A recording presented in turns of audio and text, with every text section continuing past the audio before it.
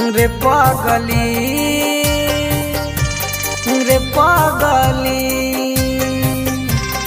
रे पागली रे पागली रे पागली रे पागली मिलब तो हसे तो बताई बरे कि कितना प्यार करीले हम।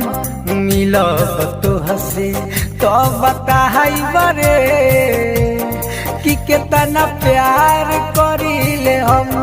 रे पागली रे पागली रे पागली रे पागली।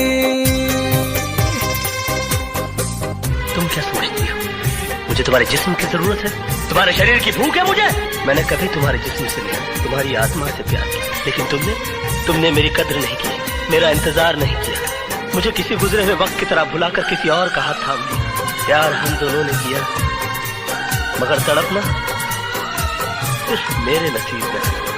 तोह के कमाल मुबा दर्द में बानी हो, ऐसन सजा हमके काहे दिहल तुरानी हो। हमारा पका बीते इन तोहरा बुझाई हो, याद तोहर रानी हो मुँहल पजाई हो। रे पागली रे पागली रे पागली रे पागली। कृष्णा तू करता है कि नहीं? करता है? हाँ? नहीं? नहीं? हे राम! कृष्णा, ये तुमने क्या किया? दुनिया सच्चाई का सबूत मांगती है। नहीं। तोरा पीले तोहरा बिना कुछो न भावेला, याद आवेलू एतना अखिया लोरावा बहावेला। राइटर लड्डू सुनो मनवा न लागेला, चंदन के अखिया में अब निंदियो नया हवेला। रे पागली